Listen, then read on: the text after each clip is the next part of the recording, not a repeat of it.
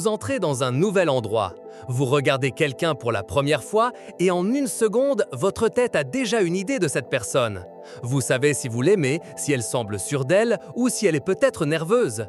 Comment cela se passe-t-il sans qu'un seul mot ne soit prononcé?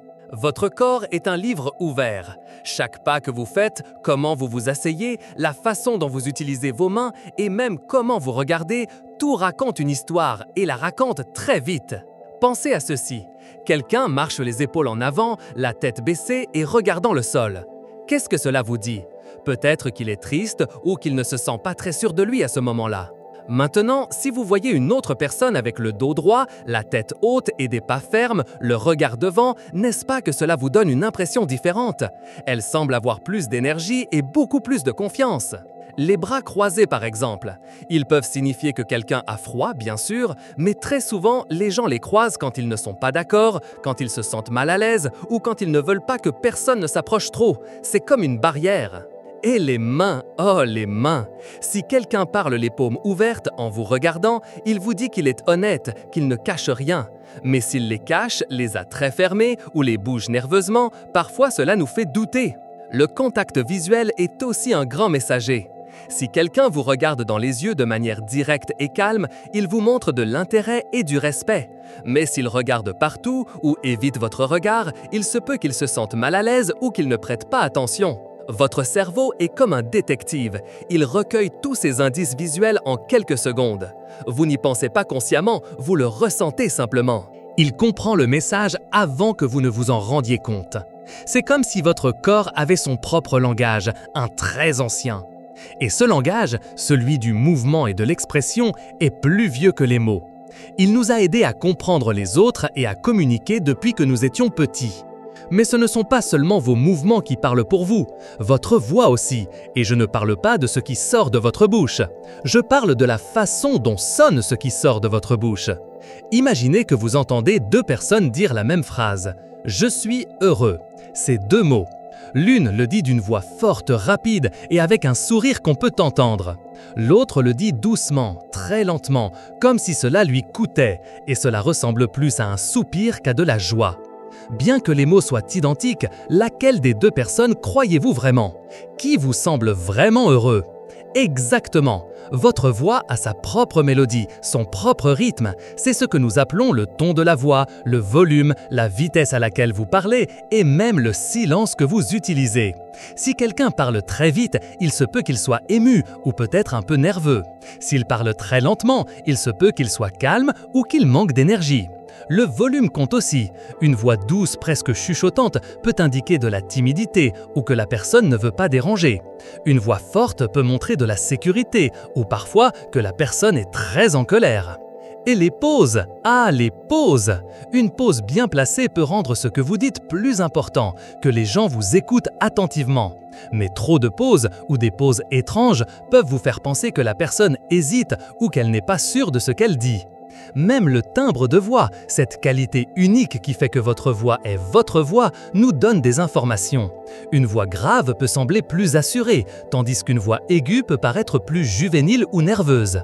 Votre cerveau, encore une fois, est l'auditeur expert. Il recueille toutes ces informations de la voix sans que vous le lui demandiez. Sans vous en rendre compte, il utilise ces sons pour savoir si la personne est sincère, si elle a peur, si elle est contente. Ainsi, ce n'est pas seulement le quoi de vos mots, c'est le comment votre voix sonne en les prononçant. Et c'est un indice énorme que nous ne pouvons ignorer.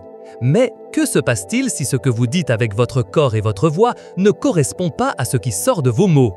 À quel message croyons-nous le plus alors? Voici ce qu'il y a de plus intéressant et de plus important.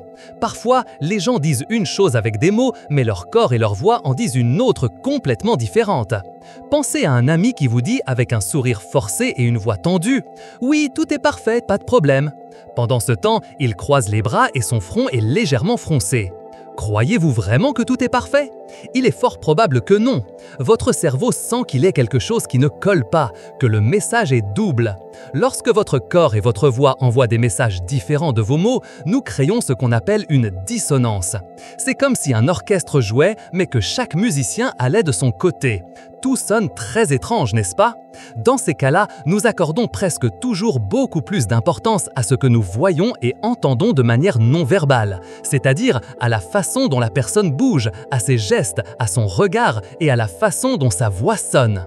Cela se produit parce que le langage corporel et le ton de la voix sont généralement plus difficiles à cacher ou à simuler. Ils sont plus inconscients, ils sont comme un miroir, ils révèlent ce que nous ressentons vraiment à l'intérieur sans filtre. C'est pourquoi si quelqu'un vous dit le visage rouge en serrant les dents et la voix coupée « Je ne suis pas en colère », vous savez qu'il l'est, son corps et sa voix vous le crient de toute leur force, même si ces mots le nient. Votre cerveau est programmé pour remarquer ces petites disharmonies. C'est une façon très intelligente de vous protéger, de mieux comprendre la situation réelle qui vous entoure, de savoir si vous pouvez faire confiance à ce qu'on vous dit. Ainsi, voilà, votre façon de parler et de bouger est comme une carte de qui vous êtes à l'intérieur, un message constant que vous envoyez au monde. Chaque geste, chaque mouvement, chaque ton de voix, chaque pose est un indice important. Votre cerveau et celui des autres les rassemblent très rapidement pour former une image complète des personnes. Et de la même manière, les autres se font une image de toi. Tu n'as pas besoin d'être un expert pour lire ces signaux. Ton esprit le fait naturellement, sans que tu t'en rendes compte tout le temps. C'est un pouvoir que nous avons tous depuis notre naissance. Comprendre cela t'aide à voir au-delà des mots, à mieux saisir les véritables émotions des gens et à être plus conscient des messages réels que toi-même envoies. Ton corps et ta voix, au fond, ne mentent pas. Ils sont le reflet le plus pur et le plus honnête de ce que tu ressens, de ce que tu penses et de qui tu es vraiment. Ils sont ton véritable langage universel. Trouves-tu fascinant de découvrir les secrets derrière nos actions les plus simples? Mets un j'aime à cette vidéo si elle t'a plu. Abonne-toi à la chaîne Explorando pour ne pas manquer d'autres voyages comme celui-ci. Et dis-nous en commentaire quel signal non verbal te semble le plus révélateur. Partage cette vidéo avec tes amis pour qu'eux aussi explorent ces mystères de la communication humaine.